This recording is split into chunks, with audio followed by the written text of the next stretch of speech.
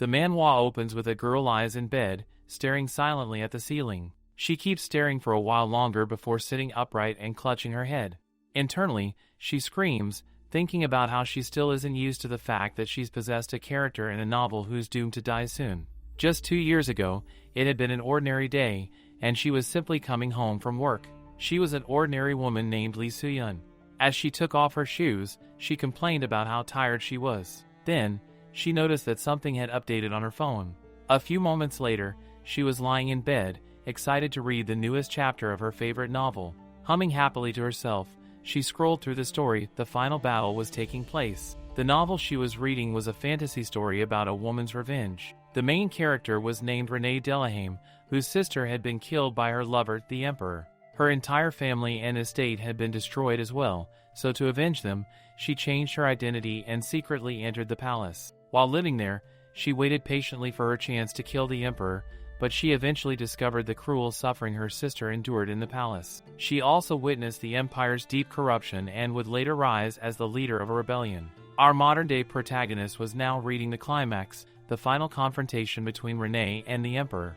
In the end, Renee killed him, and that made our reader jump in excitement. She shouted that this was exactly the reason she stayed up late every night and worked so hard to see this moment. She cheered for Renee and thought that now, at last, she just needed to find her happiness. But the story didn't turn out the way she expected. After Renee killed the Emperor, something strange happened to his body. The reader's eyes widened. There was a calamity sealed inside the Emperor, and the moment he died, it was unleashed. As the calamity spread, the world began to collapse. Crops withered from lack of rain, and the earth cracked apart. Deadly diseases spread through cities, and not a single day passed without hundreds dying. Corpses polluted the rivers, and the skies darkened with swarms of black insects. It was truly the end of the world. Our reader sat up in disbelief, shocked that the story ended like this. She argued that Renee had done nothing wrong. Of course she had to kill that tyrant who ruined the land. But now everything had ended in destruction. Furious, she threw her hands in the air, shouting about how she had wasted her time and money on such a story. She questioned whether the author understood that good was supposed to triumph over evil. She fumed, wondering why the Emperor wasn't the real final boss and why the calamity had to spread. Still grumbling, she yanked her blanket over herself and muttered that she could have written the story better. Then, she drifted off to sleep. In the darkness, a bright light appeared and a voice asked her to give it a try. Her eyes snapped open. She bolted upright in bed, her eyes wide as she looked around a completely different room. She froze, stunned to see a wooden ceiling and stone walls. Touching her face, she muttered in confusion, asking what was going on and where she was. The body she now inhabited was named Amelie Bourbon, the younger sister of Renee. Amelie was the very character whose death became the reason Renee sought revenge. She was also the Emperor's neglected lover, who was mercilessly killed. The protagonist immediately realized she was the girl who dies at the beginning. Worse yet, she wasn't even shown properly in the story, not even as a corpse. She yelled in frustration, saying all she did was complain a little about the novel, and that alone was enough to drag her into this world. She demanded to know why other people who criticize stories online don't end up like this. Clutching her head, she realized how much trouble she was in. Amelie's life was nothing but misery. In the original story, the tyrant emperor met Amelie during a hunt and fell in love at first sight. He took her to the palace, locked her up like a bird in a cage, and quickly grew bored of her. Even the maids mocked her. Eventually, she was killed by the emperor's own hands. But her death wasn't the end. Her family, the Delahames, were later framed for treason, and everyone in the estate was executed. This was what drove Renee to take her revenge in the first place. Now, the protagonist, trapped in Amelie's body, was teary-eyed. She whispered that she was scared. Burying her face in the pillow, she cried that she didn't want to die or be bullied. She wondered why she had to be reborn as a character destined to die so soon. After a while, she sat up, realizing that crying wouldn't solve anything. She needed a plan. She remembered that in the original story, Amelie met the prince before winter ended and then went to the palace. That meant she had two choices now: either follow the original timeline and use her knowledge of the story to her advantage, or run away as far as possible and never look back. She chose the second option. The novel's events wouldn't start for another year anyway, so her knowledge wouldn't help right now. She reminded herself that the emperor was a cruel and unpredictable man who hunted people for sport, tortured the queen, and committed all kinds of evil acts. Amelie decided that if she wanted to live, she had to escape. She also realized she couldn't act like the real Amelie. The original one was nothing but a walking death flag. Still, there was one bit of good news: she had all of Amelie's memories. Taking a deep breath, she looked toward the large bookshelf in front of her and decided she needed to get out of here. Amelie starts pulling books off the bookshelf before realizing something surprising: the real Amelie Bourbon was actually a witch. In this world, witches are known as priests who serve God and use special spells granted from the heavens. Their powers are passed down maternally, only to young girls. However, information about witches is scarce since they live in isolation. 20 years ago, witch hunts had spread across the world, forcing them to hide their existence even more. Now, Amelie flips through books, searching for anything related to witches and God. She eyes the shelf suspiciously, wondering if an elderly witch arranged it, because the first book is a children's story followed by 3 heavy books about magical physics. She picks up the children's book and mutters that this seems to be just her level. Honestly, relatable. As she flips through the pages, she wonders if reading will really change anything. The book instructs her to relax and imagine picking something up. As she follows along, something shocks her. A book suddenly rises into the air. It floats for a moment before crashing down onto the floor. Amelie jumps and screams, "What the heck?" She stares at it, wide-eyed, wondering if she was the one who made it float. She remembers that magic is supposed to come naturally to witches and hesitantly wonders if it's really that easy. Before long, a pile of books lands on the floor as Amelie hurriedly packs them up. She tells herself that with this much knowledge, she can live anywhere. She recalls that in the novel, doctors and priests charged outrageous fees and often refused to treat commoners, so many people turned to witches for help instead. Women, in particular, preferred witches since most doctors were men. Amelie notes that although witches are persecuted publicly, they're still in high demand underground. That means she shouldn't have to worry about starving. Still, she has no idea when the tyrant might appear here. She pushes open the door, determined to leave before he arrives. Closing it behind her, she quietly says goodbye to the house she had barely gotten used to. A moment of silence passes before Amelie bursts back inside, terrified. The forest outside is pitch black and way too scary. The real Amelie's memories, she thinks, are turning out to be completely useless. Our protagonist groans. The real Amelie was a total airhead who couldn't use magic and never left the forest until the tyrant showed up. Struggling to carry the books, Amelie realizes it'll be too dangerous to travel alone. Even if she tried to use the books as weapons, she has no idea how she'd find food or shelter. She decides she needs to learn more about how this world works first. Sitting back down on the bed, she takes a deep breath and thinks calmly. She decides to look for anything in the house that might be worth selling for money enough to buy food. She also decides she needs to practice magic before leaving and gives herself a strict deadline, 2 weeks. Amelie declares that she'll finish her preparations and leave within 2 weeks. That way, there'll be no chance of running into the Emperor. A time skip of 2 weeks later, we see Amelie's feet lifted off the ground. She proudly notes that though it was hard, she can now fly with no problem. She's even managed to earn a basket of apples. In a nearby village, a kind lady mistook her for a broom-sweeping volunteer and gave her apples as thanks. But she also overheard people gossiping about witches, saying they were afraid of catching some weird curse from them.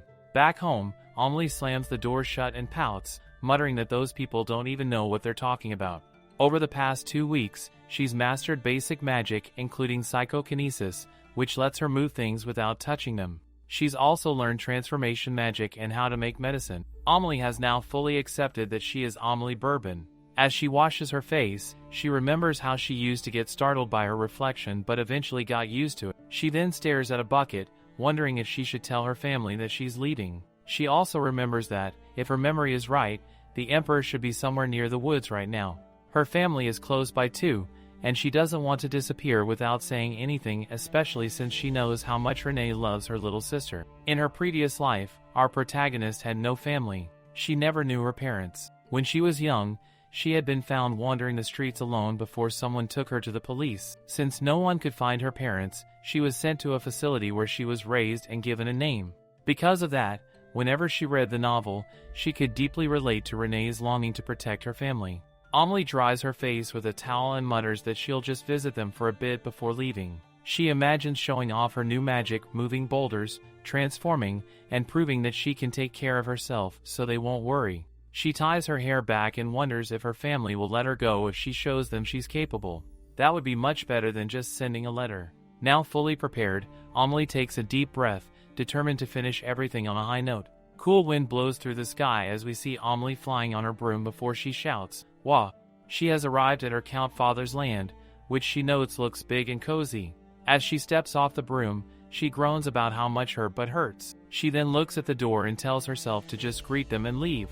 She knocks on the door as silence follows before a blond man, breathing heavily, opens it and begs for forgiveness. He then quietly says Amelie's name, and she mutters something back. She wonders what's with this reaction and if it was a mistake to come visit.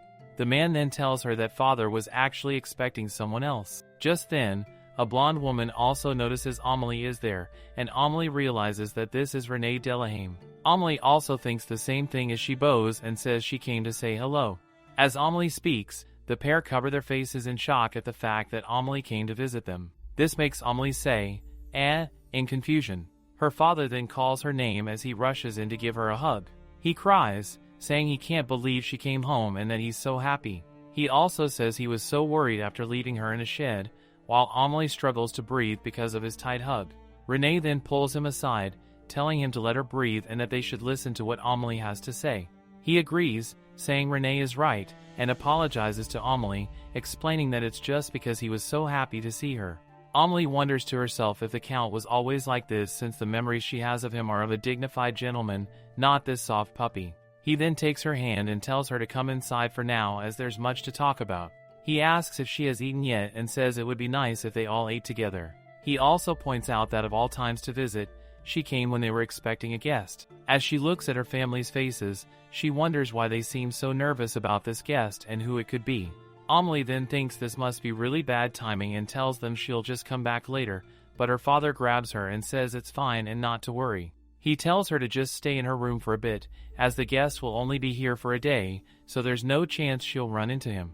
He says he can't just send her back after she came to visit for the first time in 14 years. She then asks who the guest is, and he starts to reply, but a maid rushes in saying that His Majesty is entering the main gate, shocking the family. Amelie's eyes widen as she hears the word Majesty and immediately realizes that this must be Serwin Hanisha. She thinks to herself that this is impossible. She thought he'd be in the forest or leading right now, not coming to the estate. A butler calls for her sister and father to come and tells everyone else to get in position. He then pushes Amelie toward a room while telling everyone to hurry. Her father tells her that they'll talk later and apologizes that this had to happen when she finally came to visit. He hugs her again, saying he's just worried because the Emperor is dangerous and he doesn't want anything to happen. He also tells her that her family has never been ashamed of her. Amelie replies that she understands and asks him to let go.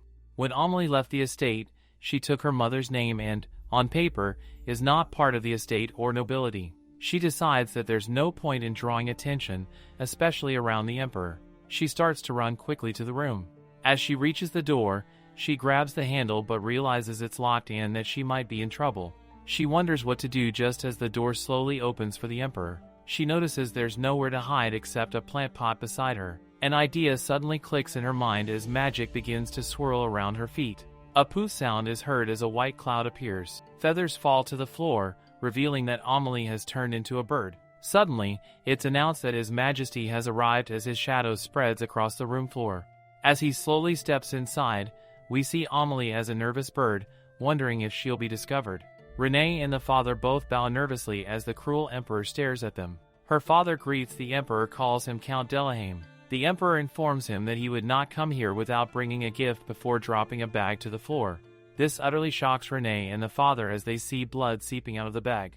After the father stares at the bag, the father looks up and asks about the group of people standing behind the Emperor. The Emperor tells him they are a group of thieves that he ran to on the way here that asked for road tolls. Instead of giving money, the Emperor decided to fill the bag with the head of the leader. The father wonders why the Emperor brought this here before the Emperor mentions that the leader did not know his place and resisted. For this reason, the Emperor decided to capture all the robbers and was hoping Count Delahame could dispose of them for him. He wants them to be executed in accordance with the law, to which Count Delahame does mention that the law rules that bandits must get the death penalty. Count Delahame then bows down and says that since these people were in his domain, he will be responsible for them. We see that Amelie, who is still a bird, is shocked by the sight of blood. She covers her face with her wings as she is scared, since those arms are the same ones that choke the real Amelie out. She then gets even more scared thinking about the look in the Emperor's eyes. She begins to run as she feels bloodlust. As she does so, she sees the Emperor and they both make eye contact. Amelie gets shocked and wonders what is happening. She internally screams as she wonders if he really saw her by coincidence all the way across the room. Kinda of suspicious. She then tells herself there is no way a human can see her this far away and tells herself that nothing is wrong and that she will leave when Serwin disappears. As Count Delahaim offers to guide the Emperor to a room, the Emperor begins to start walking on his own accord. The Count wonders what the crazy Emperor will do now as he thinks the Emperor is walking towards nothing. He then gets shocked as the Emperor is moving towards the door with Amelie and then shouts, "Your Majesty." He screams no as the Emperor continues to walk. Suddenly Serwin kicks the plant pot and exposes a bird that is covering up with her wings. This shocks Amelie as Serwin stares at her before the plant pot comes crashing down. The Count is confused that there is a bird in here before slowly realizing that this must be Amelie. He starts to run towards his daughter, but Renee grabs him. She is shaking her head to tell him no as the Count realizes Renee caught on as well. The Count is now nervous as he wonders what is happening. Amelie lets out a tweet as Serwin's hand starts to approach her. He grabs her as she begins to cuss at him in bird lingo. She stares at him as she feels his bloodlust. She is very scared and wonders if she will make it out alive. The Emperor then brings her closer to his face, which shocks her. This even confuses her family as they stare from behind. Serwin's guard starts walking towards him confused as well. Serwin stares at the bird and asks if he was mistaken as he thought this smell was of something else. Amelie is in tears as she wants to run away but is trapped in Serwin's hands and is getting sniffed. The Count decides in his mind to step in and save his daughter and calls for His Majesty. He then asks for Serwin to let the bird go, but Serwin tells him to please lead him to a room as he is tired. Renee then also steps in asking His Majesty that their family greatly treasures that bird and pleading for him to let it go as well. Serwin stares in silence before asking Renee if she knows how to use a sword. She is confused but bows down saying yes, but also says that she lacks a lot of skill. Serwin lets out a smile as Bird Amelie notes that this is bad. She notes that Serwin is most dangerous when he is grinning, as he only does this when he is very irritated with things around him and won't hold back. She internally shouts, "Oh no." Amelie ponders about how the main character, Renee, is a righteous person who is also kind and strong-willed, someone who would fight alone for the sake of her people and for honor. She stares at the Emperor, thinking Renee is not someone jerks like him should take their anger out on. She then starts pecking at Serwin's hand, saying, "Take this." The wild Amelie is using the Pokemon move Provoke on the Emperor, and while it is not very effective, at least she is drawing his attention. She uses her body to signal her family not to come closer as she will handle this herself. Renee and the Count stare at each other in silence. They bow before Renee tells the Emperor she will guide him to his chambers. She also says that his knights will be shown the way by servants. The Emperor then turns and begins walking away. As he walks, Bird Amelie thinks about how the real Amelie once met this man while he was hunting and soon after met her death upon entering the palace. She also notes that just by meeting him, the real Amelie's life became so miserable. The Emperor enters his room, and imaginary chains appear across the doorway as the door slams shut. Inside, the Emperor walks toward a table before placing Amelie on top of it. Amelie starts checking her wings to see if they are all right and complains that she thought she would die from the awful smell. At least she feels relieved now that Serwin is away from her family, so they should be safe. She also notices that, by coincidence, the balcony doors have been left open perfect for her to escape. She decides to take this chance, otherwise, she might never get another opportunity. She jumps up to fly and shouts that she's leaving. But just then, something red suddenly appears, grabs her feet, and pulls her back down to the ground. As she cries out that she's falling, she lands right into Serwin's arms. She then stares at her feet, wondering what is on them. Serwin tells her, "You really don't stay still, do you?" That's when Amelie realizes it was the Emperor's aura. The red aura also shuts the balcony doors, making Amelie shout no. Serwin tells her that it is dangerous outside, while Amelie thinks to herself that being with him is far more dangerous than the outside world. She chirps and flaps her wings, letting out a loud cry, while Serwin pats her head. He tells her to just stay still. A knock comes at the door, and Serwin opens a birdcage. He gently puts Amelie inside and tells her he will be back. Someone outside is speaking to the Emperor as Amelie wonders what just happened. She is confused why he patted her head instead of hitting her, and she wonders if this is really the true Serwin. She grabs at her head, uncertain about how things are progressing. Later that night, she notes that it feels warm and comfortable right now. But then she suddenly wakes up and wonders what happened before she fell asleep. She sees the Emperor and lets out a chirp. He is rubbing her with a towel. She wonders when she fell asleep and calls herself crazy for dozing off here. She jumps from his hand onto the table. He pokes her, telling her to be careful, and she lets out a loud chirp. Serwin is left speechless as Amelie begins struggling inside the birdcage. Amelie stares at him nervously, wondering if he plans to keep her in the palace as a bird. She then calms herself, thinking it will be fine since she has magic. She just needs to wait for the right chance to escape. As Serwin watches her, another knock comes at the door, and someone calls for His Majesty. The person introduces himself as Eden, and Serwin tells him to enter.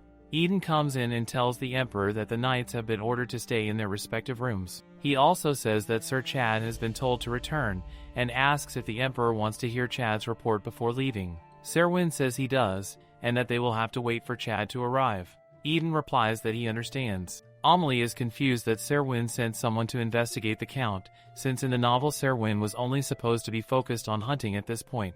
She wonders if maybe the Emperor always receives a report before hunting, since he is the Emperor after all, but still, something feels wrong. Serwin then asks about the Count's reaction. Eden replies that the Count probably suspects they are not here just to hunt, but still doesn't know their true reason for being here. The Emperor tells him that the Count must never find out, which shocks Amelie. She shouts, "What?"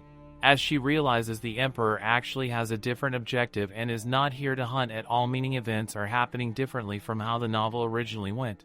Amelie there suddenly remembers that, in the original novel, Renee had assumed the Emperor came to the forest to hunt, but that had never been the case. She finds it strange, considering Fidelia Forest holds no unusual beasts worth hunting. Serwin would have had to cross 2 magical barriers just to reach this place when there is already a proper hunting ground nearby. This makes her wonder what his true purpose here could be, and how he was supposed to meet Amelie in the original story. In the novel, Renee first encountered Serwin after joining the Knights to seek revenge, yet in this timeline, they have already met. The inconsistency makes Amelie's head throb as she tries to understand why events are unfolding so differently from the novel. She then stiffens and mutters softly in disbelief when she realizes Serwin is staring directly at her with a chilling expression. Terrified, she collapses to the floor. Serwin casually tells his men that the bird appears to be afraid of him. One of the knights agrees, quietly wondering if the Emperor intends to keep the creature. Serwin asks why the bird seems so frightened, and the man silently questions whether the Emperor truly doesn't understand the reason. As Amelie struggles inside the birdcage, Serwin remarks that she seems quite lively, while his aide mutters that ordinary people would call this terrified. The aide then asks if His Majesty intends to raise the bird, noting that it will likely die soon anyway. Serwin disagrees, saying that the bird looks perfectly fine and even healthy. Inside, Amelie screams for him not to keep her. Serwin begins contemplating how to make the bird less afraid of him. His aide reminds him that the Emperor loves animals and asks if he even knows how to tame one. Serwin replies that, for some reason, whenever he keeps animals near him, they always die quickly. He vows to raise this one properly. The aide advises that animals are tamed with food, and Serwin immediately orders him to fetch something for the bird to eat. The aide, startled, asks if he means right now, and Serwin answers firmly immediately. A short while later, a basket of food is placed on the table. The aide announces that it contains dry grains, chocolate cake, and chicken soup. Serwin raises a brow and asks if the aide told them to pack a picnic basket as well. The aide sheepishly explains that he had asked the butler what birds usually eat, and the butler simply began packing anything he could find. Amelie's eyes lock onto the bowl of steaming chicken soup. For a moment, she thinks of her family, then freezes, realizing that eating chicken as a bird might count as cannibalism. Serwin comments that her previous owner must have cared deeply for her, then picks up a knife. The gesture makes Amelie's feathers stand on end. As he slices an apple, he glances at her and asks if she feels uncomfortable, while she flails frantically in the cage and his aide facepalms in silent despair. Amelie's heart pounds as she imagines her head being chopped off. But instead of harming her, Serwin offers her a slice of apple. Suspicious, she hesitates, wondering if this is some kind of trap. Perhaps he's waiting for her to take the bait so he can kill her afterward. Suddenly, a loud growl echoes through the room. Serwin looks around and asks if that sound came from the bird's stomach, and his aide awkwardly says he isn't sure. Amelie, blushing furiously, realizes how embarrassing this is. She hasn't eaten anything since morning. Completely drained of energy, she feels herself being tempted by the delicious aroma of food. She insists to herself that she mustn't eat. If she accidentally pecks his finger, he might kill her on the spot. Yet as she drools helplessly, she decides that if she's going to die anyway, she might as well eat first. With one big gulp of resolve, she begins pecking at the apple. To her surprise, it tastes heavenly far better than the convenience store apples she used to eat. Maybe it's just the stress, but this apple feels like the best thing she's ever had. Serwin watches her and comments that she eats well before offering her a plump green grape. The sudden gift makes her choke in shock. Serwin turns to his aide, wondering why the bird still seems nervous even after he has fed it. The aide patiently explains that they've only known each other for an hour. Amelie then realizes she's somehow ended up in Serwin's hand and guesses she must have been too hungry to resist. The aide adds that smaller animals take time to bond, and Serwin gently pats her head, saying he understands. Now determined, he notes that this will require patience and effort. Amelie looks up at him, puzzled by the softened expression on his face. The aide quietly observes that His Majesty seems quite pleased with the bird, and Serwin admits that he can't seem to take his eyes off it. Amelie is stunned, wondering why such a terrifying man could possibly like her. A knock suddenly interrupts the scene as Chad arrives. The Emperor orders him to enter and places the bird back on the table. A man kneels before him, explaining that he was following orders but came immediately when he heard the Emperor was here. Amelie tilts her head, wondering who this poorly dressed knight is. Serwin asks if the man has found it, leaving Amelie confused about what it refers to until Serwin clarifies by asking if he has found the witch. Amelie freezes in horror, realizing that they are searching for a witch. The man apologizes, admitting he has failed. Serwin's expression darkens as he grabs a nearby vase and hurls it at the man's head. Amelie gasps in shock as the knight collapses, bleeding, yet continues to beg for punishment instead of forgiveness. Serwin contemplates the word punishment and glances toward his aide's sword, making Amelie panic at the thought that he might kill the man right here. She grabs the cage bars, shouting internally for Serwin to stop and cursing him under her breath. The aide intervenes, asking Chad to explain the situation and confirm whether he verified the existence of a witch living within the castle walls. Chad, trembling, says it was exactly as he had reported. Since his arrival, he had heard constant rumors of a witch residing within the castle. To summarize, Sir Chad had come to the Delahame estate disguised as a shepherd to locate the witch's dwelling. His initial target had been somewhere in Fidelia Forest, but while visiting a restaurant, he overheard locals speaking of a witch in the area. Though uncertain of the truth, he found that day by day, more villagers spoke of sightings of a witch passing by.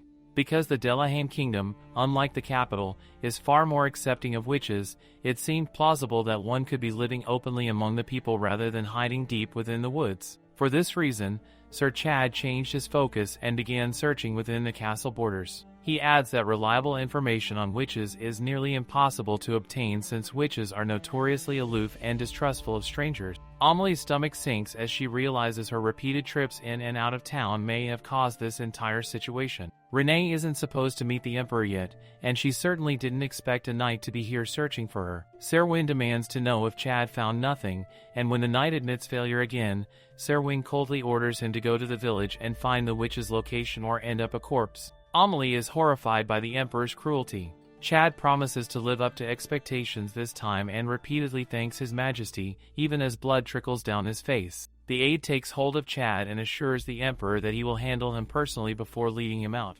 The door slams shut, leaving Amelie staring in disbelief. She can't understand how someone who just lost so much blood could still express gratitude to the man who nearly killed him. Her mind races as she recalls how Serwin committed far worse atrocities in the novel. Now, seeing it firsthand, she can no longer deny that he truly is a tyranny villain through and through. She realizes how foolish she was to forget this for even a moment when he was feeding her. The truth returns to her sharply. No matter how charming he might seem, evil will never be desirable. We see a few days later Amelie is seen lying in the cage on a pillow, noting that she has failed to escape for a sixth time.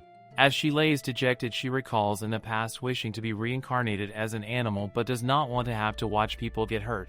The aide then talks about how the bird is acting very human-like as Amelie is so tired of the atmosphere and just wants to leave soon. She calls the aide a jerk for not letting her go as she kicks away the apple slice he is attempting to feed her. She tells herself that she hates everything about this guy and the Emperor. In the previous night, we see Amelie plotting to escape while everyone is asleep. However, she sees that the Emperor just won't go to sleep. She sits thinking he'll eventually go to sleep after he is done reading. The pages flutter as he continues to keep on reading through the night as Amelie slowly falls asleep. She falls dead asleep as the pages on the desk pile sky high. She wakes up when Eden arrives at the room and realizes that the punk emperor stayed up all night.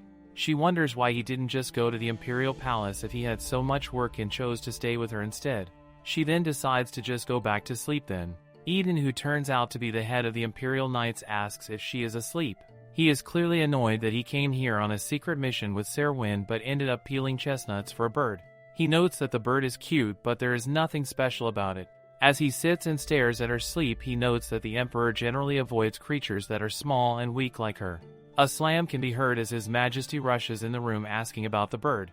Eden says it is asleep, to which Serwyn is surprised it is sleeping again. Serwyn says the bird appears to be getting weaker, to which Eden agrees, but the truth is this is due to Amelie staying up all night. Eden says the bird was not eating much, so he got it a worm, but it passed out without taking a bite as Serwyn pokes Amelie. He wonders if the bird got affected by him to the point it grew weak in only a few days. Eden says small animals are more sensitive, so sometimes a good environment for humans may not be good for small creatures. Serwyn then notes that he thought this bird would have been fine for some reason. Eden then says that the Delahame family has been asking for this bird back every day, so they must care greatly about it, to which Serwyn agrees. Eden then also mentions that the Delahames have no political power but are well respected, so nothing good will come from making them their enemy. Serwyn is speechless for a moment before saying that he's actually grown to care deeply for this bird over this short period. The next day, Amelie is confused, staring at her father as Eden bows, saying that he will take his leave now. She wonders what happened, as just 30 minutes ago she was plotting another escape, but Serwyn just suddenly released her now. Amelie then wonders if it was useless for her to come back to the estate, since it might have been better to just run away from everything from the get-go. Maybe she should have left without even telling her family. She then remembers back to when Serwyn stared at her before turning around and leaving. She feels that something is off before wishing Serwyn would take the jerk Eden with him away as well. She thinks the 24-hour surveillance is too much as Eden picks up her cage. She wonders if they realize she has another escape plan and wonders where they will be keeping her now. The door closes back in the present moment as Eden leaves, having supposedly just released Amelie. Amelie wonders if this is a trap, as the moment she reverts back to a human, Serwyn could jump in to expose her for being a witch. Her father then grabs her and says it's a good thing that she is back. Renee then jumps into the room, having heard Amelie had been released and that the Emperor has left. Renee then shouts Amelie's name before holding her and asking if she is alright. Amelie notes to herself she was tormented seeing what happened to the other knights, but nothing in particular happened to her. Amelie then thinks that judging from Renee's behavior this must not be a trap. She decides that now is the time to revert back into being a human again. She is elated as she is finally a human again before turning to ask her family if the Emperor really is gone. Renee tells her the Emperor seems to have gone hunting and took all the knights with him. Now realizing it was not a trap, she wonders why he let her go all of a sudden. Her family says they don't know the details, but it may be because father begged Serwyn every day. The Count then says it was actually Renee who would appeal to see the bird every day. This makes Amelie gasp at what her family did for her. She stares at them both, wondering why they would go to this extent for her before they tell her they were worried for her as she was in the Emperor's hands. She then tells them that she really was never in any actual danger though, to which Renee says that is a relief. Renee noted that the Emperor's mood seemed to be getting a lot worse, so her family got very worried for her. Amelie is speechless before saying what. She thinks about how a lot of trouble could have come to her family for inconveniencing the Emperor, yet they did not care as long as she was safe. The Count says it is a relief that Amelie is safe and sound as they tell her welcome home and give her a heartwarming family hug. Amelie then wonders to herself if this is what having a family is like. She says that it's a relief that they are safe as well before there is a knock on the door. The butler comes in saying Amelie appears to have not eaten well, so he has brought snacks. She tells him thank you for this and for the food basket as well. The butler says he will take his leave as Amelie wonders if this is the elderly butler who's been working here since Renee and Amelie had been born. He also cared a lot for Amelie but was in no position to talk to the Emperor. Amelie notes to herself that these are all good people as Renee tries to get Amelie to try all the snacks. Something comes into Amelie's mind just then. She just remembered that the real Amelie was a mute who could not talk, so why is everyone acting as if nothing had changed? Amelie then asks them if they find something off. They both smile gleefully at her as they ask what she means. Amelie is struggling to say it because she hopes all their kindness isn't a bluff but has to be straightforward. She tells them that they both know how hard it was for her to speak and move back then, and then asks if they find it strange seeing that she's changed this much now. Her father tells her that a few days before the witch that raised her passed away, she had a word with him. He tells Amelie that they both talked about her. Her father continues that he could not fully understand what the witch was saying, but was able to piece together that the witch promised to turn Amelie back to normal. Amelie asks her father if he just said back to normal, to which he says yes, he did. She then thinks about how this body was disabled from birth, so what does he mean by back to normal? Her father then lets out a tear, saying that after seeing Amelie today, everything now makes sense, and that thanks to the witch they can all laugh and talk together. Amelie lets out an awkward laugh before Renee says the woman was a grand witch, so she must have found the solution, to which Amelie asks if Renee heard the story as well. Renee recalls the witch saying it would be very difficult magic and to take care of Amelie in her stead. Amelie then asks how returning her back to normal was possible, to which her father says he and Renee have no clue about magic. Amelie then wonders if this witch was the one responsible for her transmigration into Amelie's body and wonders what magic the witch used. Amelie then tells the two that another witch might know. She tells her family that she's made up her mind to travel, so she'll take this opportunity to find other witches. Unlike the magic that everyone can use when they have a mana stone, witches are able to use their own witchcraft. Amelie decides that she needs to meet more of her kind to know what happened to her. She not only wants to know what happened to her, but also wants to find a way to return to her original body. Her family questions her about what she just said and asks if she really plans on leaving Delahane County, to which she tells them that her main purpose coming here was to say farewell. Her father then shouts, telling her that leaving Delahane County is something he will absolutely not let her do. She stares at her father before he grabs her hand and apologizes for raising his voice and tells her that she should think carefully before traveling. He also tells her that it hasn't been that long since she returned and would be a shame if she left so quickly. She then tells him that His Majesty is here as well, and it will be a problem if she's noticed, as her social status is ambiguous. Her father reassures her that His Majesty will go back to the palace soon.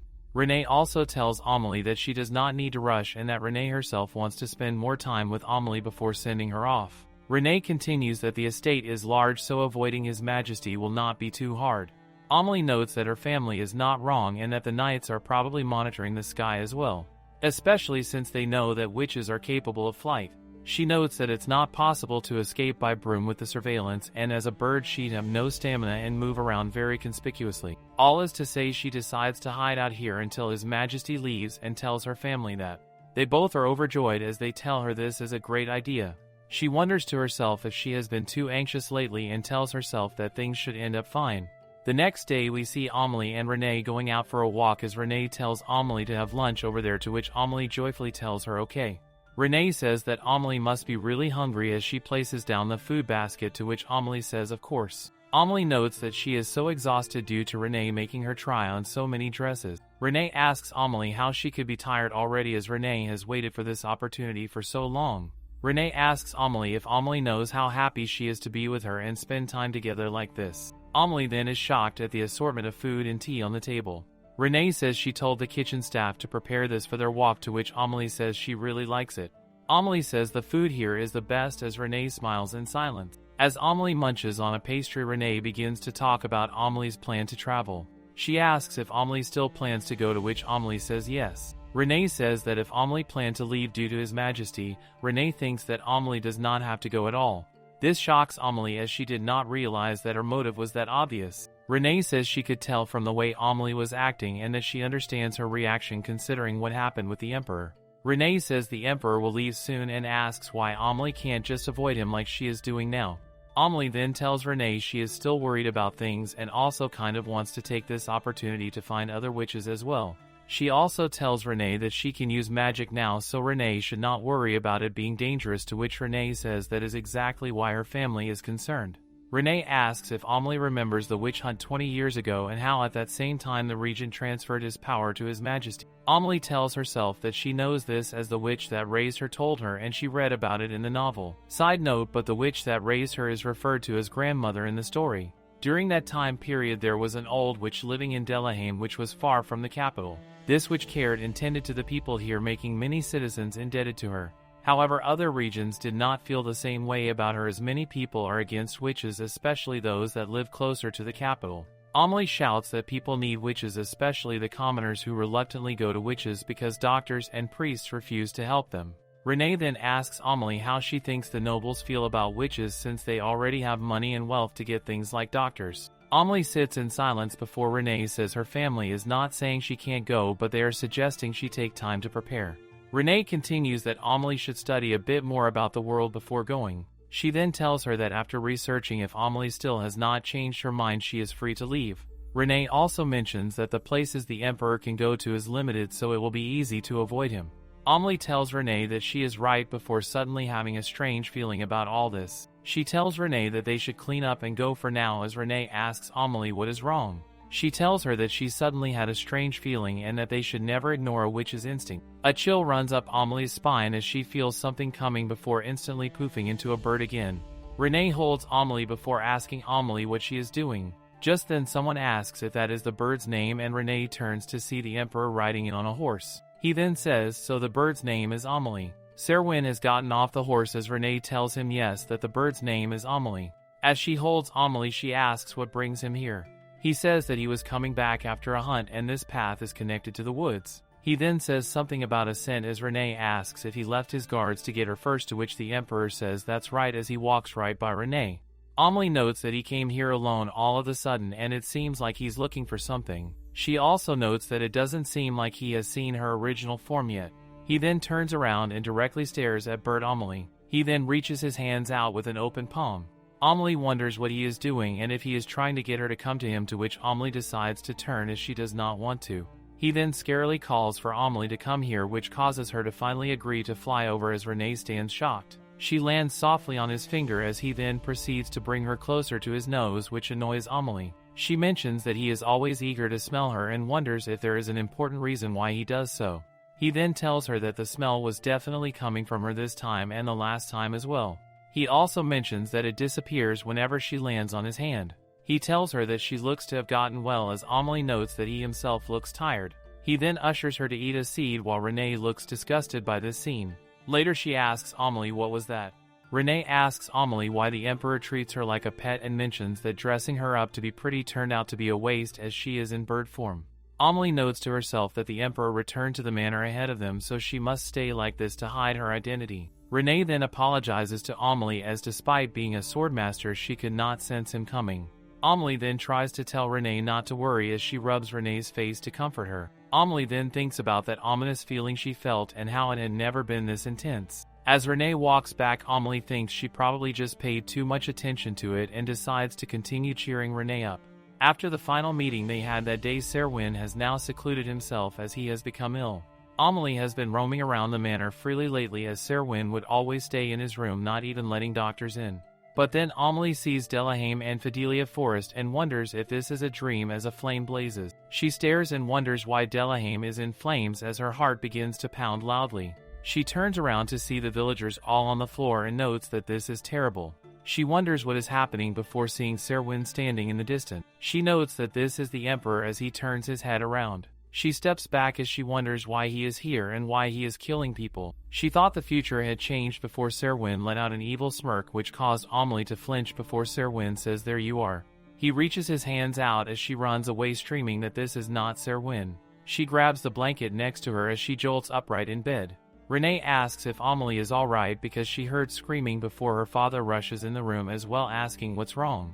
He continues running over to her, saying she must have had a nightmare, before giving her a hug, to which Amelie notes it is warm. He tells her she is fine and will be safe here, as Amelie notes to herself that it was just a dream and she's here with her family now. She then wonders why she had such a dream. The next day she looks around the corner to make sure that no one is there. She notes that she was not in the right state of mind to realize it last night, but that dream must have been a vision of the future. Fortune-telling or astrology is actually a very simple skill in witchcraft and allows the user to see into the future. In some cases, a witch can see into the future without using the fortune-telling skill, and that is called the clairvoyance of the witch. Amelie at first thought that this was the future mentioned in the novel, but recalls seeing her stuff burn in the manor as well, meaning this is the near future. She wonders if the black eyes and chilling smile are the calamity that was sealed in Serwin's body. She also notes that it is strange that he's staying in his room due to illness. She then turns into a bird, deciding that she has to take a quick peek to see how he is. She lands on the balcony that she believes is Serwin's room, and as she peers through she wonders what happened to his room. It's nothing like when she was here, and notes that just being in here would make someone sick as the room needs sunlight and fresh air. She then looks at the bed to see if anything is there and spots Serwin. She then lets out a large bird noise as she wonders why he is not wearing any clothes. Amelie covers her eyes the same way I used to during a steamy scene as a kid. She notes that she's never seen such a perfectly sculpted body before. She shakes her little bird head, reminding herself this is no time to be staring. She warns herself that if someone were to catch her watching like this, she could be executed. She looks toward the window and realizes the room is too dark for her to see inside. She decides she'll need to use magic to get in. A strand of magic twists around the door handle and pulls. Amelie flaps her wings and flies into the room, pleased that it worked, noting that opening windows is easy. But then something stuns her. She freezes, wondering what in the world this is. The entire room is filled with thick black smoke. She notes that of course the Emperor would be ill, he's breathing all these fumes. But then she realizes she had opened the window and flown inside, yet he still hadn't moved. She decides it should be safe to return to her human form since he's asleep. With a poof, her body changes back, and she tells herself she'll change into a bird again once the room is cleared. She opens all the doors and windows to let the smoke out. When she's finished, she turns back and still sees the room filled with fumes. Amelie uses magic to bring in more fresh air from outside, trying to push the black smoke away. As the wind rushes through, she pauses in confusion. Something feels wrong, the smoke isn't leaving. She notices that even though it looks like smoke, it feels strangely sticky. Suddenly, the substance oozes toward her like a living symbiote. Amelie shuts her eyes and shouts for it to get away as she summons wind magic. A whirlwind whips around her, almost like a tornado, and the darkness is torn apart. Behind her, the room begins to sparkle as she turns to face the window. She realizes with alarm that the smoke didn't drift outside, it completely vanished. The Emperor suddenly flinches. Amelie stiffens, realizing she had been too loud. He's about to wake up, so she must transform back into a bird. Inside his thoughts, Serwyn recognizes a scent again. It's a fragrance he had never smelled before coming to Delaheim. Ever since the calamity had been sealed inside him, this has been the only scent that gave him peace. He recalls how the first time he noticed it, the bird had been there. He had assumed the smell came from the bird, but when he picked it up and sniffed it, he couldn't sense anything. As he opens his eyes, he becomes determined to discover the true source of that scent. He blinks and sees the blurry shape of a bird. "It's you again," he says, while Amelie sighs in relief, realizing he didn't see her transform. She then flinches, noticing how pale he looks, his face covered in feverish sweat. She reassures herself that at least his eyes aren't black and cautiously reaches out to check his temperature. But then she slips. She tweets loudly as she bounces and tumbles, landing with a soft plop right onto his face. He notes how fluffy she feels as she squirms and flaps in panic. He imagines how nice it would be to raise this tiny bird. He could build a large aviary in the palace, fill it with toys and fruit trees, and surely the bird would enjoy it. But right now, the bird cannot stay here. He grabs Amelie in his hands, leaving her stunned. She thinks he probably just wants to smell her again. But then, to her shock, he lifts her up and like a Shohei Ohtani fastball hurls her straight out the window. Amelie flies through the air in complete confusion, feathers scattering as she lets out a loud peep. She wonders how he could do this after she came to help him. She vows she will get back at him for this. She thinks he must believe she won't be able to return the favor, but he is mistaken. The window slams shut behind her. "What the dash?" she shouts in bird cries, enraged as she bangs against the glass. Inside, Serwyn closes the window firmly, saying, "That should do." But then he hears a loud cry. He freezes, clutching the curtain as voices echo in his mind.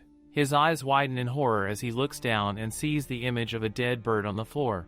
The vision tells him it's his fault calling him by name, Serwyn. He sinks onto his bed as darkness seeps out of him. He admits in silence that he can no longer keep the calamity under control. He remembers how, 20 years ago, a witch tried to destroy the calamity when the seal had begun to weaken. She ultimately failed. The calamity returned, resealing itself inside him because he carried imperial blood. He recalls the witch apologizing before telling him that 20 years later he would meet another witch in Fidelia Forest who could help him. Serwyn had clung to her words and waited all those years. But when he finally arrived at the witch's house, she was already dead. Covered in red horror, he realized the calamity inside him was rampaging again, waiting for the moment he would collapse into despair. Now, he feels himself nearing his limit. Once the calamity takes full control, there's no telling what he will do. Serwyn dresses himself, deciding he must hide somewhere secluded. The witch's abandoned house will have to do. Later, Amelie is sobbing in her room. She sits at her desk, sniffling, scolding herself for being worried over nothing. She wonders how Serwin could throw her out like that after fawning over her so much before. She buries her face in her hands, asking why he couldn't keep his distance from her in the first place, why he had to be kind at all. She insists this is why he's a tyrant. She remembers how sick he looked and worries if he has taken any medicine. She thinks about how she could have brewed him one herself to ease his fever. Not long after, Renee enters the room and asks Amelie why she's sitting alone. She tells her to come along since it's time for dinner. Amelie admits Renee is right, she should eat something. As they walk, Renee cheerfully mentions they'll be having Amelie's favorite dish tonight, and that the chef is putting his heart and soul into it. Meanwhile, outside there's commotion with Imperial guards. Amelie walks down and asks her father what's happening. He turns to Renee and explains that His Majesty has disappeared. Amelie stands frozen, her face completely blank. Renee questions what the man means when he says that His Majesty is gone. The man explains how a guard on duty noticed the Emperor's chamber was unusually silent earlier, so he went inside to check and found the balcony door wide open with His Majesty nowhere in sight. He adds that everyone has now been summoned for an emergency meeting and that they must locate the Emperor at once. Amelie's father expresses confidence that His Majesty is safe and says he will ask if any of the servants happen to see him leave. The man thanks the Count for his cooperation before shouting for everyone to assemble inside. He appears far more anxious about the people who might encounter His Majesty than about the Emperor himself, which leaves Amelie standing speechless. She observes silently, noting that Serwin is a swordmaster and a skilled fighter, so she wonders why that man seems so alarmed for the Emperor's safety. Suddenly, a hand rises. A maid claims that she actually saw the Emperor earlier. The man quickly seizes her by the arm, demanding to know where and when she saw him and what His Majesty's condition appeared to be. He urgently asks if she noticed any signs of aggression, but the girl shakes her head and says no. She explains that she only saw the Emperor riding his horse toward the forest and knew nothing beyond that. She adds that the knights often use that same path, so she had not thought much of it at the time. The man immediately shouts for all the men to head into the forest and declares that they must find His Majesty at once. He commands them to maintain their distance and approach with utmost caution if they encounter him. The men respond in unison before rushing out of the house. Renee watches in confusion, wondering why everyone seems so panicked when the Emperor is clearly more than capable of protecting himself. After all, Serwin was kidnapped when he was only 6 yet managed to return after capturing his own kidnappers. Renee assumes that perhaps they are simply concerned because His Majesty has gone missing. Amelie, however, feels a chill run down her spine as she realizes the Emperor has entered the woods. If her premonition is correct, then both the Delahaim estate and Fidelia Forest are now in grave danger. Should the forest burn down along with all its resources, the villagers' livelihoods would be destroyed. Her family would struggle to rescue everyone, and their peaceful way of life would collapse entirely. She tells herself that she cannot allow this to happen, that there must be something she can do to prevent it with her magic. Her father notices her pale expression and asks if she is all right. Amelie feels a wave of guilt, believing that she is partially responsible for the current situation. It would not have taken Serwin so long to find her if she had not left the forest. Determined, she transforms back into her human form and clasps her father's hand, insisting that they must stop the Emperor. Her father, taken aback, asks what she means. Amelie explains that she saw Fidelia Forest engulfed in flames in her dream and believes it to be a prophetic vision. Her father realizes she must be referring to the witch's gift of foresight. She continues to describe how, within that dream, she also saw something concerning the Emperor. Her father nods gravely and states that he will begin evacuating all residents near the area and prepare for the possibility of a large-scale forest fire. He tells her the two sisters should stay here and take care, as Amelie says she is going to the forest and do what she can there. Her father calls this too dangerous as she tells him to not worry as she is a witch. She then dashes to her family's shock as they yell her name. She notes that there are 2 things she must do as she sits on her broom. The first is to stop the fire, and the second is to prevent the massacre as she rides through the air. She notes how she needs to do something about the flames and that Serwin is dangerous. Also that without the Fidelia Forest many people will starve. As long as she can find the fire, then she should be able to put it out easily with her magic. The sky was dark in her dream, so the forest might get engulfed in a few hours, meaning that the fire is likely starting to spread right now. She then spots it as a cloud of smoke is rising into the air. She flies quickly over as she notes how from the looks of it, it does not seem to be Serwin who caused it, and she wonders what happened. We see a bunch of nincompoops staring in shock as they yell about how they cannot put out the fire on their own. They panic and start to run, yelling about how they need to get more people to help. One of them yells that the closest town is miles away and that the forest will get incinerated by the time they get back. Someone yells it is hot as another asks if the other guy is saying they should wait and burn to death. One guy then yells saying they should go ask for that witch's help and that it would be easy for her to put out a fire like this. Another guy calls him an idiot saying the witch died years ago.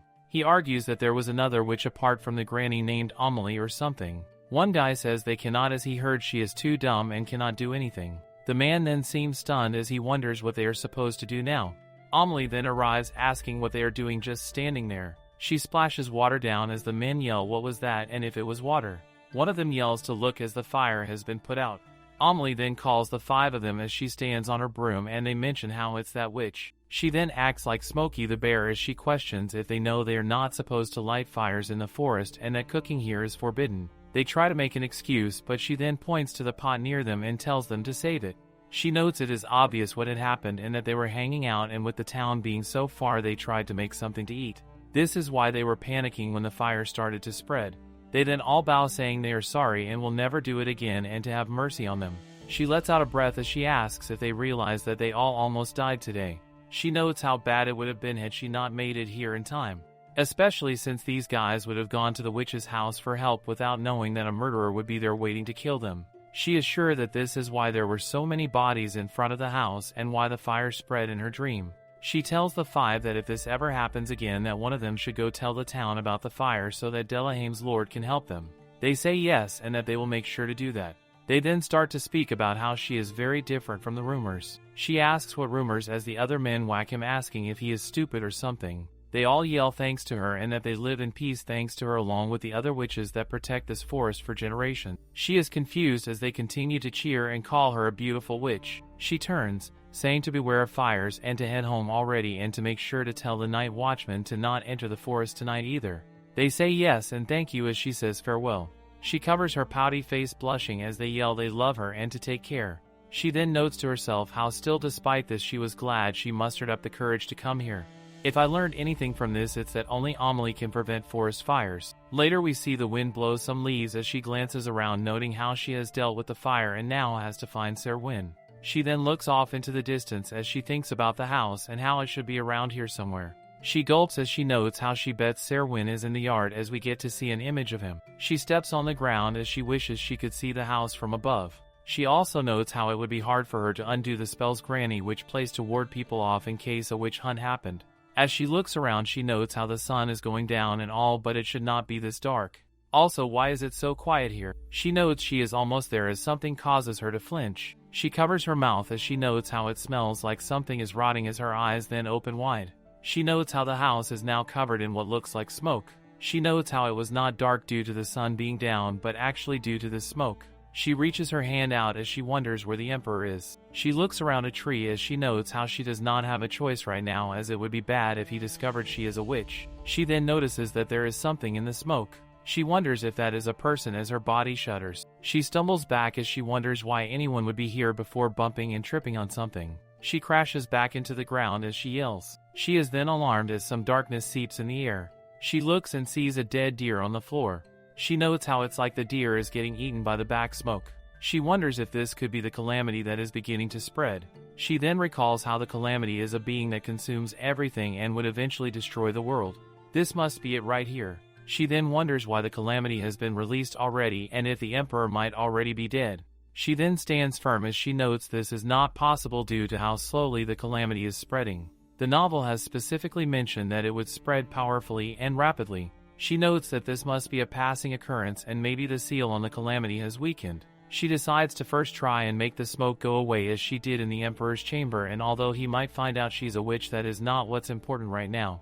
She raises her hand as a spell is getting casted. She calls for a great wind as the air around her now whirls. The winds then get more violent as it swirls around the forest. Amelie continues her spell and notes how difficult this is, but that she needs to push a little more. The air continues to swirl in the air as she notes how the house has finally come in view. She then says, "Oh no," as she notices all the carcasses there are here. She calls this horrible as she recalls seeing a person earlier and wonders who that was. She wonders if it was the Emperor as we now see a gooey person, which causes Amelie to gasp in shock. She wonders what that ghastly thing is as black goo continues to drip. The creature laughs as it says, "Look who we have here," and calls Amelie a young witch. Amelie notes how creepy this thing is and how its voice is like metal scraping together. She asks who it is and why it is here. The being grins as it says it is the calamity that will destroy the world.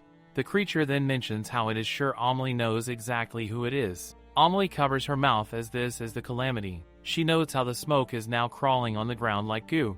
This causes her to wonder what to do, as if she touches it she will be dead like the animals, writhing in pain as she rots only to disappear without a trace. Calamity then points at her as it calls her young witch and mentions how she is full of fear. She then notices that this is Serwin's face, yet this is truthfully not him. Calamity tells her to not be afraid as her flesh and blood will soon be his. She asks what that's supposed to mean as she huffs and puffs. The smoke is starting to strangle her and she can't see anymore as she feels dizzy. She then yells no and that she needs to get a hold of herself as she must blow this smoke away. The calamity mentions how it appears as though Amelie has a trick up her sleeve, but that her tricks will mean nothing. Amelie thinks about how her magic is not working and what she should do. She wonders when the seal became so weak and also notes how she doesn't know how to turn the seal back to what it was. The wind continues to blow around her as she turns after hearing the sound of horses. She wonders what that sound is as the Emperor's men arrive on horses. She wonders if Ethan and the knights are here already as the men start to clamor. She notes how his men will likely think she is trying to hurt the Emperor, and also that if they found out she's a witch. Her heart drops as she envisions an execution and notes this would be the worst. Ethan then calls her miss and yells at her to not go any further as it is too dangerous. He tells her that he does not know how she got there, but that she should come towards them as they will protect her. Amelie seems to get confused as she notes how it seems like they don't see her as an enemy and are rather more wary of the Emperor instead.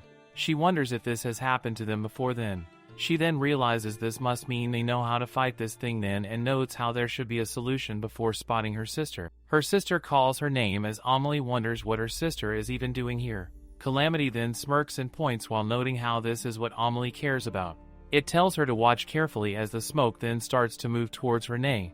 Amelie yells for Renee to watch out as wind magic is casted. She shields Renee from the shadow with her wind. Someone yells what this is and wonders where the wind is coming from. Amelie notes how she cannot do much having sent her wind at Renee, so she should tell her sister to get back. Amelie runs over yelling Renee's name, asking if she is alright. Renee starts to say she is fine but then panics. She calls for her sister Amelie as the calamity is now right behind her. Amelie turns to see a hand covering her face. The hand reaches towards her to her shock before her chin is grabbed. The being mentions how he loves seeing how desperate she is and then tells her to try and do something as it clenches her face. Amelie struggles as she notes how she can only use one spell at a time. Renee yells telling Amelie to remove this wind so they can save her as someone tells Renee to not get closer. Amelie herself decides not to as she wants to keep Renee out of danger. The calamity then talks about the Emperor and how he has been waiting for her ardently for a very long time. He reaches his other hand out as Amelie says, "So what?" Calamity tells her that he cannot wait to see the expression on the Emperor's face when he wakes up realizing he has killed Amelie with his own bare hands. He can already imagine how divine the Emperor's despair will taste. Amelie is stunned and shudders at this comment. He squeezes her as she notes how he is too strong and she cannot fight him without magic. She then pulls back the wind as she hopes that Ethan will protect her sister. Ethan yells that the wind is subsiding as he yells for everyone to stop the smoke. He notes to himself how they all came to stop His Majesty, but it appears as though the witch is the one stopping him. He notes how had it not been for her they would be too late. He notes how the only thing they seem to be able to do now is protect Renee, who seems to be the witch's friend. He curses as he internally leaves His Majesty to Miss Witch. Calamity continues to hold Amelie as it asks if this is the best Amelie can do. He grabs her mouth as he says he has had enough of her petty tricks. He lifts her up as she notes how she cannot breathe. The calamity then grabs at its head to the shock of Amelie and Ethan. It is noted that the smoke is disappearing. Amelie wonders what this power is as she springs on the floor. She starts to dash over as she notes how the invincible calamity is reacting like this, so this power must be it. She then touches the face as flashes start to appear near the Emperor and his face slowly reverts back. She continues the spell as she yells internally for Serwin to come back. A large flash is then witnessed by all the knights as Serwin then blinks. Amelie then stops before Serwin then falls onto her shoulder with a thud. She notes how he is falling as he drags her to the ground. She sighs a breath of relief as she notes it's over now. Later at the castle we see hands being held as Amelie notes how she had to come here as he won't let go of her hand. They are both side by side near a bed as she notes how she ended up meeting the Emperor just like how it happened in the novel. She notes how she has been too complacent as the calamity is much more powerful and dangerous than she had thought. She notes how both her and Renee could have been seriously hurt then. She wonders if she should have done the logical thing of leaving her family father than getting excited about finally having a family. She lets go of his hand as she decides to get some fresh air. She wonders if she should just make a run for it now, but wonders what will happen to Renee and her father if she does. She notes how even if she did run, what would be the point in being the only survivor, especially since the calamity could destroy the world in a moment. She then gets leaned on as she yells Your Majesty while feeling very startled. She wonders what he is doing here and if he found out she was trying to get away. She squirms as she yells Your Majesty. She yells that she was not trying to run and only went to open the windows as it was hot. To this he just says finally, that he has finally found her. She tells her he has so he can let her go now. He is unmoved as she notes how he must be really out of it. Someone then comes in asking if he can help, which startles Amelie. Awkward silence then ensues as the knight sees the scene. He then slams the door, apologizing for interrupting as Amelie yells it is not what he thinks. She tells His Majesty to please let her go now as she is sure he will regret this later. She then turns in silence and tells him to not say she did not warn him. As she steps outside we hear a lot of murmur. Amelie continues to step before we see that he is latched onto her like a backpack. She has firmly decided to make him really regret this. She walks in front of everyone who talks as she notes how this is the emperor of the nation. Later we see Ethan, who is stunned. He says he would like to apologize on His Majesty's behalf before she tells him it is not his fault. Ethan asks if he is awake, to which Amelie says she thinks so. Ethan tells His Majesty that the knights have assembled and asks if they should prepare to return to the imperial palace. Silence ensues in the room as he again tells His Majesty that he has asked a question. Ethan then notes that His Majesty seems to not hear him at all and apologizes to Amelie as he does not know what to do. The Emperor, still in a daze, starts to open his eyes as Amelie cannot believe he is behaving like this and notes how he never lost his dignity as a ruler before. Bro is so clingy, lol. Amelie notes how everyone has found out she is a witch and that numerous people saw this when she had fought the Emperor, including the Imperial Guards. They now even know that Renee is her family and that she has ended up getting her family entangled in this. She wonders what will happen to her now and if she will die like Amelie in the novel. We later see Ethan bow as he tells her thank you for stopping the Emperor. She tells him she only did what anyone else would in that situation as she notes how she never imagined him thanking her. Her heart then beats loud as she notes how things might actually work out. Renee then comes into the room asking how Amelie is feeling. She tells Renee she is fine as Renee can clearly see despite the Emperor being glued to her back. Something snaps inside of Renee as she shouts asking what the Emperor is doing to her sister. She waves her sword as she asks how dare he put her hands around her sister and to take them off at once. Ethan pleads with her saying His Majesty is not doing this on purpose as Renee yells for him to move. He yells to calm down as His Majesty seems to be in a daze still. He is silent as all the scenes play out around him before he suddenly jolts awake. He then springs up like he's 2 hours late for work to everyone's shock. Ethan yells asking if His Majesty is awake, to which he stands silent. Serwyn then says to get ready to return to the palace solemnly. Ethan yells yes as Renee hugs Amelie, protecting her while Amelie notes how Serwyn is acting like nothing happened. He then turns and mentions Amelie. He smiles as he tells her they both have something to discuss. She notes how emotionless his smile is as the sisters stare nervously. He tells her he would like to start by apologizing. She says pardon as he mentions how she has scratches on her cheek. She feels them for the first time as she notes this was from when he grabbed her face in the forest. She tells him it was not he who did it as it was the calamity, to which he says it was still his body. He tells her he would also like to apologize for the disgraceful conduct earlier as Amelie is embarrassed and accepts his apology. She then rustles her hair back, which causes the Emperor to flinch. He notes how this scent is overwhelming as she calls for His Majesty. He touches the wall as he tells her that she does not seem to be aware of her nice scent. She starts to sniff herself as she wonders if this is why he collapsed on top of her. He then sits back down saying he cannot believe the witch he was searching for is before him right now. She tells him she is sorry for deceiving him and mentions how she was not sure why His Majesty was seeking her out and did not want to be caught. He tells her that despite this she came looking for him in the forest and that she was very reckless, almost getting herself killed. She tells him she was not sure what the calamity was capable of as it was like an evil spirit. She asks if he was looking for her to destroy it. He then says he will correct her and mentions that she did not destroy it as it still exists within him. He tells her that her powers just calmed it down as it seems to be unconscious. She wonders how her powers can do such a thing before realizing she does not have a clue. She also doesn't know why he came looking for her specifically as well.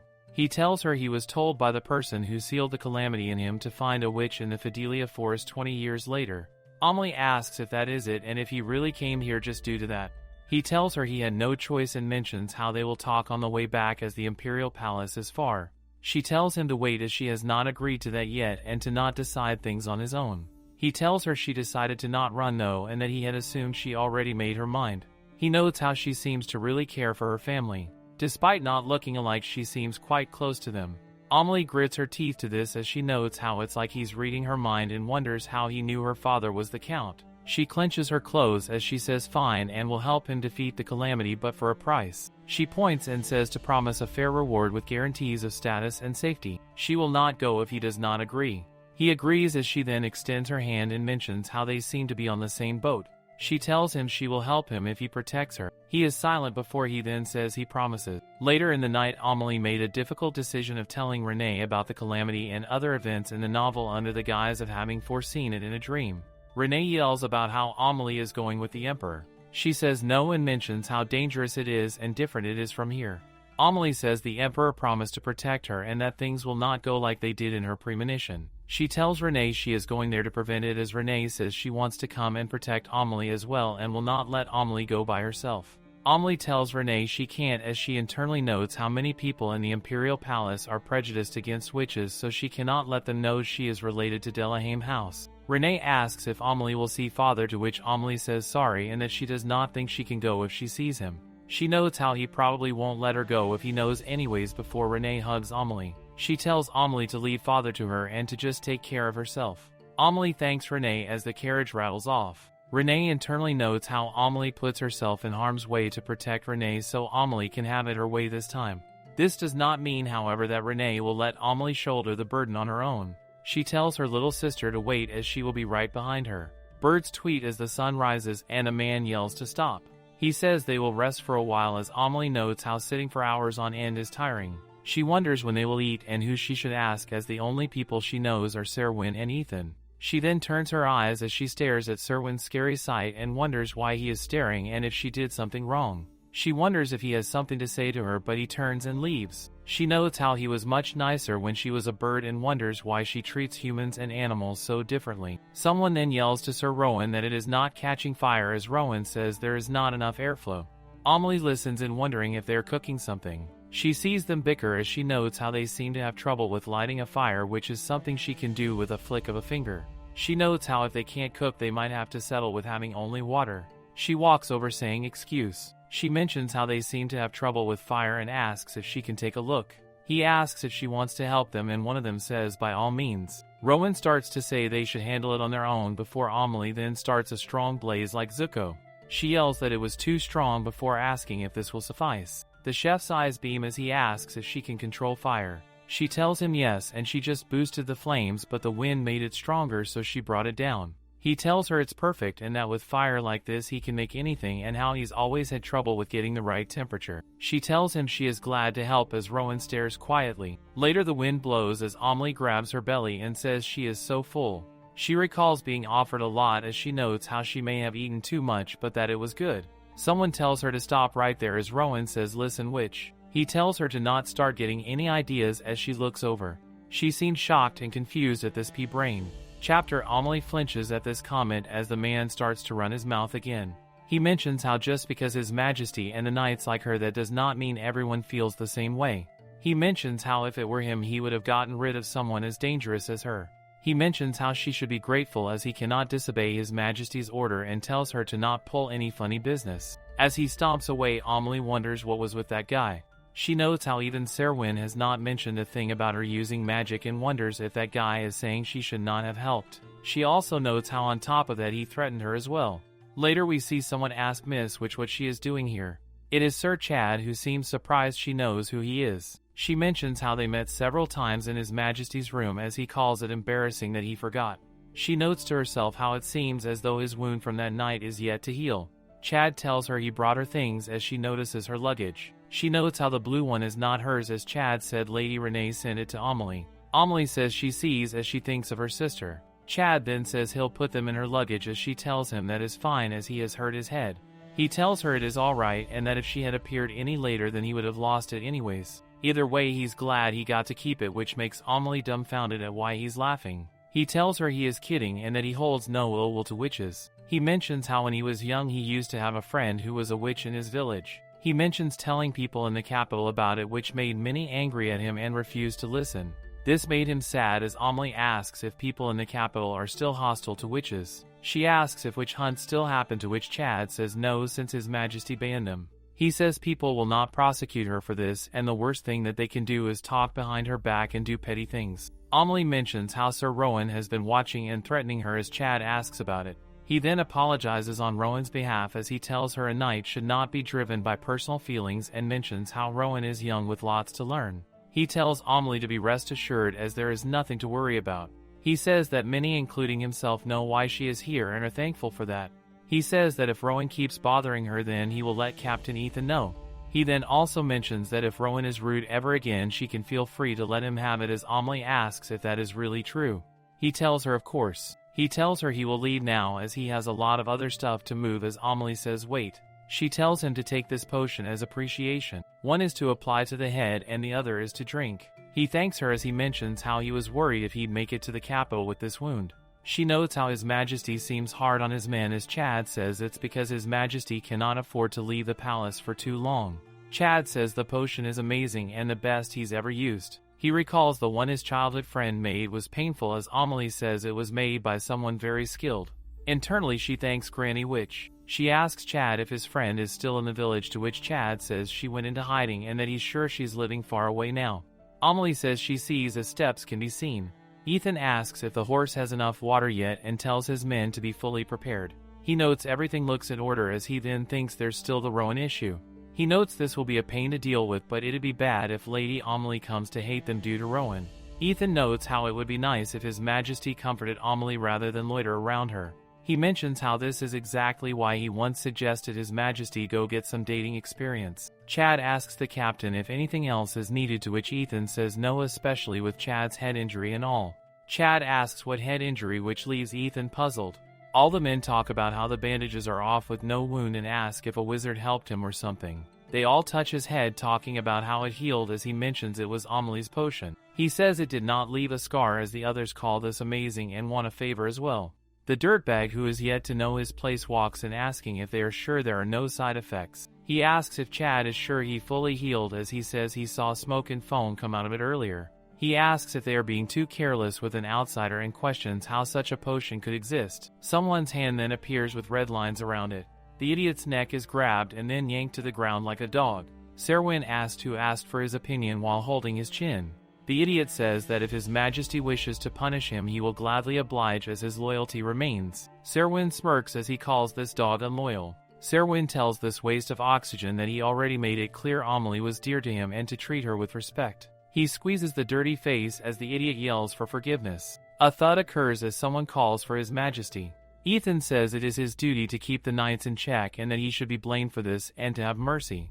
He mentions he will not let Rowan make the same mistake and that if Rowan disappears then Amelie will be alarmed. Serwyn is silent as he then says he will overlook this once. He walks off as Rowan thanks them. Ethan asks if he really doubts His Majesty's decision and that he told him already that a guard must follow orders with no question. The other knights call this moron trouble as Ethan wonders if the Emperor is going to see Amelie. His Majesty then halts midway as Ethan notes probably not then.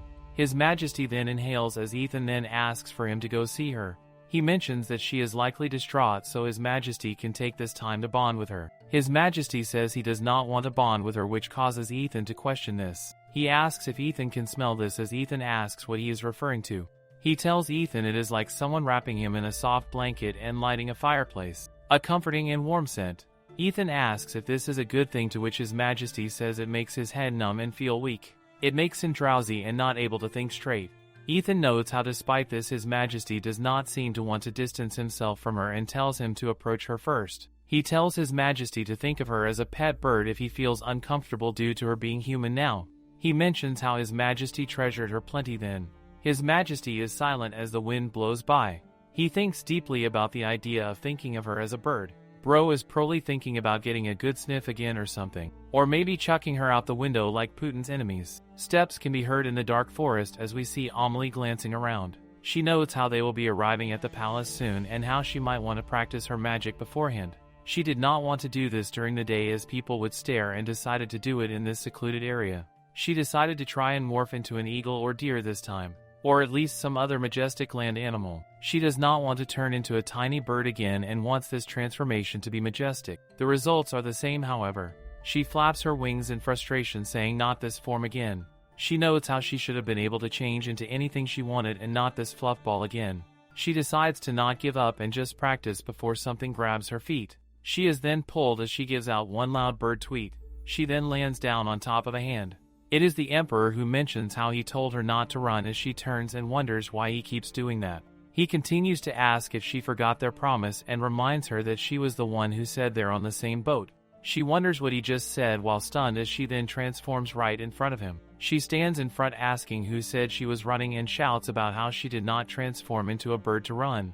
She tells him she was just practicing magic and needed a quiet place to do so without getting gawked at. His Majesty notes how she behaves just like a bird as she asks how he could treat her like this and if he's listening. He recalls back to when Ethan said to think of her as a bird and how he did not understand it at first. He then reaches his hand out and touches her face as he tells Amelie he'd like to apologize for the misunderstanding and asks if she said she was going to help. She says she did as he gives her a smile. Amelie gulps as she wonders why he's smiling all of a sudden, and despite being a tyrant he's pretty good looking with a killer smile. He then leans over to her ear and then starts to ask her to help him fall asleep. This causes her to get confused as he then falls over on top of her. They both lay on the ground with Amelie shocked as she wonders what is wrong with him and if he's going to sleep like this. The knights rush in at the right time once again as they mention hearing a loud sound. They wonder if something happened to His Majesty as Amelie says oh no. All of them including Ethan then stop. One asks if they are interrupting something while Amelie yells for help. She tells them to not just stand there and help as Serwyn is crushing her. Later in the morning chirps can be heard as Amelie then jolts awake. She lays with her heart beating heavy beside His Majesty in confusion. She notes how she only meant to stay for a second but he would not let go of her and ended up falling asleep as well. She then glances over as she notes he is sound asleep. She feels bad for him as she notes how he's likely afraid the calamity could take over his body any second and how he likely could not sleep properly for 20 years. Ethan even noted he's never seen His Majesty sleep this well before. Amelie is silent as she takes a breath and wonders what it's like to live that long with such a heavy burden. She strokes his hair as she tells the calamity to not come out. She then flinches as a silent Serwyn then seems to wake up. She is embarrassed as she says good morning. He rolls over as she tells him it is time to wake up or they will miss breakfast. He asks her if breakfast is more important to her than him. To this she straight up says yes it is. He remains silent on that one. He then sits up saying fine and notes how it would be cruel if he let her go hungry anyways. She notes how he was so mean and sensitive yesterday and wonders how someone could change so much in one day. She wonders what happened to this guy. It was at this point that Amelie did not know that Serwyn is now changing his impression of her and thinking of her as a bird. A few hours later we see that the rain comes pouring down as people pass through the second teleportation portal. The horses continue to gallop as someone says damn it and notes what terrible weather this is. They wonder why everyone is not worn out yet and note how they are all riding quickly as well. It's the condom ad again who wonders if it's due to the magic tea Amelie served this morning that helps with stamina. He notes how he feels the cold because of the rain and his strength fading as he wonders if he should fall back. He grits his teeth as he says cannot do that due to everyone knowing he did not drink the tea and also he does not want people to see him look weak since he refused it. He notes this will only make the witch more cocky as well. He then feels a jerk in his body as he notes his leg is convulsing. He's about to fall and wonders what to do as he will crash into everyone riding behind him at this rate. He yells damn it all internally and wonders why he was so stubborn. Someone then yells for Sir Rowan to open his eyes as he does so in shock. It is Ethan who tells him he may fall behind if he's tired otherwise he'll slip. Rowan wonders what just happened as he swears he was just about to fall.